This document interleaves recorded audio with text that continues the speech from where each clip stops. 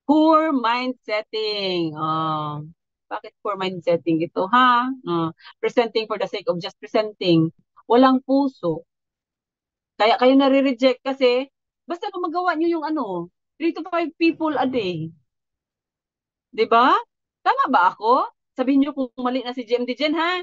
Okay lang yan. No? So, poor mind setting, hindi pa no. Every time na may chance kayo mag-present, give you 100%. Tama, kasi sayang yung chance eh. Malay nyo, hindi na kayo mabigyan ulit ng chance na makausap yung tao na yun. Eh kung mamula kasi ako sa mood. Kaya basta lang, STP ka doon. Eh naka-ano ka na, naka-appointment ka na. Basta na lang pupunta ka doon. Basta na lang magpe-present ka. Pero wala na sa isip at sa puso mo, pakialam ko kung yes or no ang sagot nito. No? Wala ako sa mood. Oo. Oh. So, kailangan, every time may chance tayo, 100% talaga. Na? Naintindihan niyo ba ako? Naintindihan niyo ako? So, anong solusyon yan? No? Yung poor mind setting. Di ba? Anong solusyon dyan? Kailangan, ha? Anong kailangan? Kailangan excited pa rin tayo. O kaya nga, may sinasabing compartmentalize. Anong compartmentalize? The moment, no, nag-step out ka sa bahay mo, dapat naka-work mode ka. Kahit pa ang daming challenges, ang daming problema sa bahay, maya-maya may maniningil na naman, maya-maya may ano na naman, oy may ano sa bahay. Paglabas mo, dapat naka-work mode ka. 'Di ba? Or else, mararamdaman ka ng prospect mo na parang ano man ito no? Parang wala lang, spell daw compartmentalize, no? O basta lang ikaw makalabas noon. So, kailangan, bothered ka, no? So, hindi ka naka 100% sa prospect mo. Kaya sila, parang ano din, parang, ito, pakikinggan ko na lang ito. Kailan kaya ito matatapos? Ilang minuto pa kaya? O ilang oras pa? Ang tagal naman. No, wala.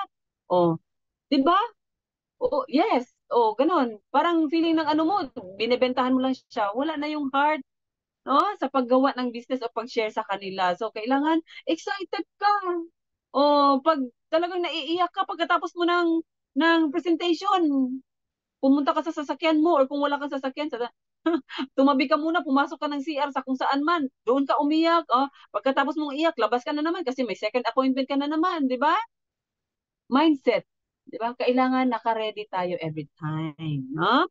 So, ang ano natin is, dapat may, yung every time na may makapag-present tayo ba, nasa mind mo, it's either bibili, ito, kailangan maintindihan yung product, kukuha siya ng products, or magjo-join sa business. No?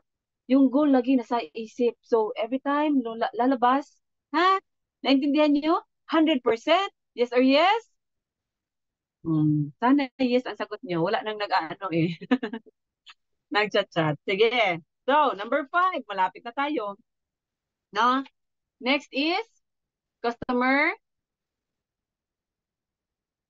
Tama na ba 'yon? No? Oh, poor, sorry naman. Poor downline and customer care.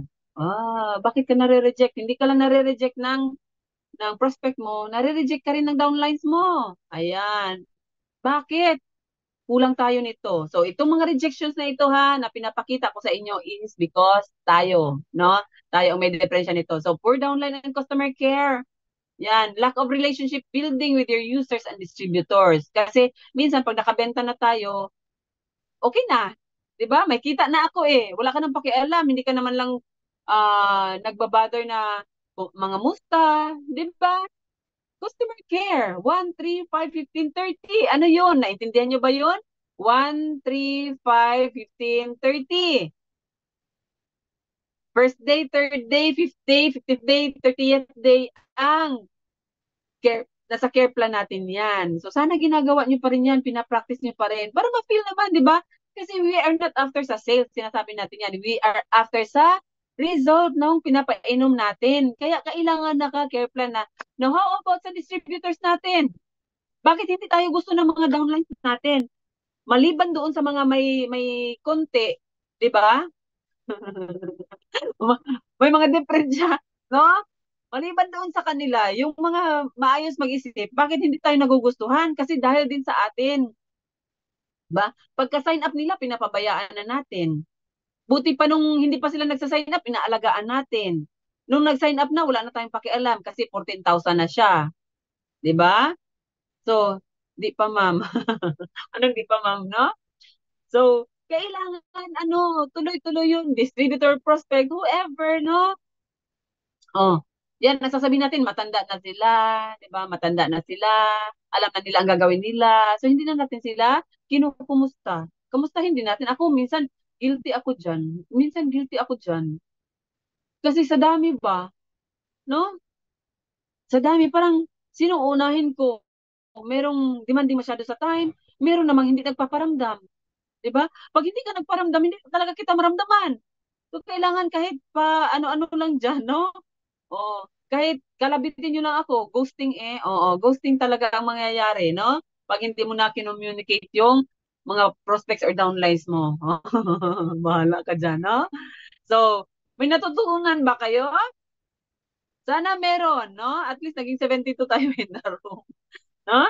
So, kailangan, mangialam tayo, no? Lalo na pagdating sa business, ha? Yun, ang pakialaman natin, yung mga downlines natin, kasi alam naman natin yung intention natin, 'di ba? Alam natin ang intention natin. Kaya minsan pag masyado nating pinapabayaan yung yung downlines natin, mag-iisip 'yan.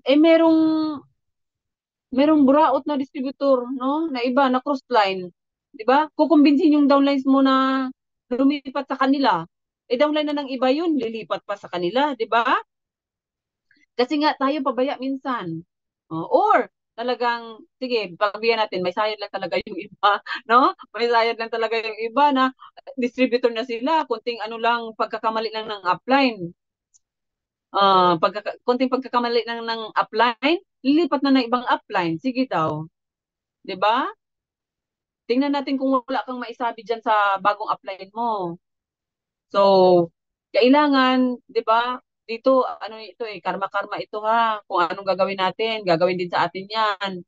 So, kailangan ano tayo, makonsensya, makonsensya. Hindi, isipin natin ba na itong business natin is for lifetime, no? Nagagawin natin, hindi lang ito temporary. Kaya, anong tawag mo dyan, yung mahalaga yung relationship dito sa atin. So, kaya lang, minsan, check din natin ang self natin. Bakit kaya naging ganun yung downline ko? Bakit kaya gusto niyang lumipat doon? Anong meron doon na na nakita niya or ano bang meron sa akin, 'di ba? Ano bang kailangan kong i-adjust? Ano bang kailangan kong baguhin or ano bang kailangan kong matutunan doon, no? Sa nangyari sa amin, bakit niya gustong lumipat? Ako may mangilan-ngilan ako ng mga downlines, though hindi direct ha. May mga may mga may mga downlines ako na lumipat, no? Hindi man sila hindi man sila direct sa akin, but 'di ba as ako ang upline din, isa sa mga uplines, mag-iisip ako bakit kaya? Ano ano bang ano nito? Minsan sasabihin ko na lang buti nga sa kanya kasi hindi niya inalagaan yung mga downlines niya. 'Di ba? Kasi kawawa din yung mga downlines na or yung mga distributors na nag-sign up at saka pababayaan mo lang, no? No? So ayan, so ah ano ba ang solusyon natin diyan? Be sincere, no? Kailangan sincere tayo sa lahat, hindi lang prospect, no? Hindi lang mga users natin, most especially sa mga downlines natin kasi sila umasa na itong opportunity na ito is makakapagpabago sa kanila. So, maybe ngayon lang 'yan, may kailangan man siyang ayusin, pero tayo check din tayo bakit naging ganon, no? So, hindi ko na mabasa yung mga chat ninyo, masyadong mabilis, no? Anyway, number 6, ano pa ba? Lack of funds. Bakit tayo nire-reject ng mga prospect natin? Kasi ito yung sagot nila. Pag-ipunan ko muna. On their side, di ba? Marami, no? Marami. Minsan, excuse lang ito, yes, no? Ng mga prospects, no? Ito yun. Bakit tayo nire-reject? Minsan, excuse lang yan. Daming hugot sa number 5. Yes, marami nag-comment doon sa number 5 na yun. But, di ba? Minsan, totoo din naman na wala silang pera talaga. So, ikaw, no? Ikaw as nakakaalam sa business na ito, kailangan alamin mo alamin mo yung sitwasyon. Doon pa rin tayo sa rapport ha. Alamin mo yung sitwasyon ng prospect mo or ng downlines mo. Kung ano ba talaga, kung totoo or hindi, yung reason niya na nawala siyang pera, pag-iipunan niya muna. Now, if you see na totoo talaga yon, marami naman tayong ano, 'di ba? Marami tayong ano tawag mo diyan? Marami, ha? Oh, maraming ways paano natin sila matulungan, 'di ba? Maraming paraan paano natin. Yan, nandun yung pinaka-generic ano yon, yung capital mechanism, 'di ba? Dapat marunong tayo sa ganun. Capital mechanism. Alam mo ba yun? Kung saan sila kukuha ng funds nila? Kung wala talaga, anong gagawin natin? Meron tayong mga solusyon dyan. 2,000? Oh, yung ngayon tinuturo, 2020 DD. Alam mo yung 2020 DD?